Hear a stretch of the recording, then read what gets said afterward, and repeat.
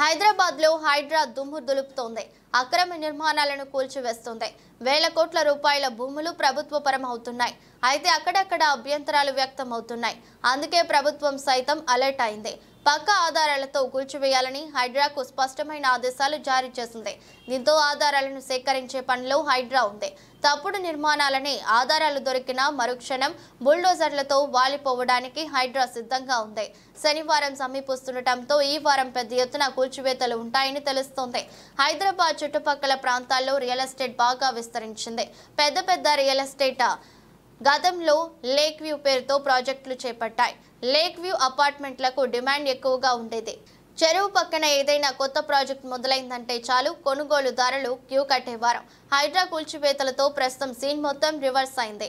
చెరువులు కుంటల పక్కనే lake view అపార్ట్మెంట్లు అంటే చాలు జంకుతున్నారు.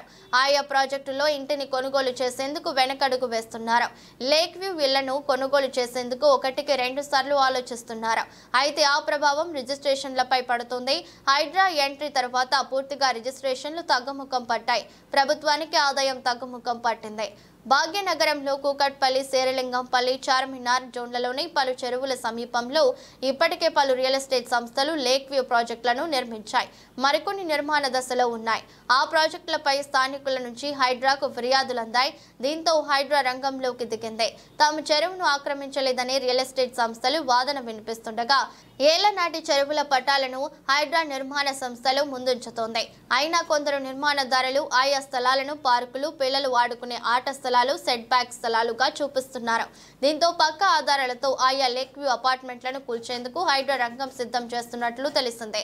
భారీ భవనాలను ఎలా కూల్చాలనే విషయమై బాహుబలి క్రేన్ల నిర్వాహకులతో మాట్లాడుతున్నట్లు సమాచారం. ప్రాజెక్టులపై విచారణలు పూర్తయ్యాక కూల్చివేతలను ప్రారంభించనున్నట్లు హైడ్రా వర్గాలు వెల్లడిస్తున్నాయి. అయితే కొంతమంది రియల్ వ్యాపారులు అధికారులతో కలిసి చేసిన తప్పిదాలకు ఇప్పుడు సామాన్యులు బలి అవుతున్నారు. కాయ కష్టం చేసుకుని చాలా మంది ఇళ్లను కొనుగోలు చేశారు. అటువంటి అక్రమ నిర్మాణాలను నిర్ధారిస్తున్న హైడ్రా కూల్చివేస్తుంది.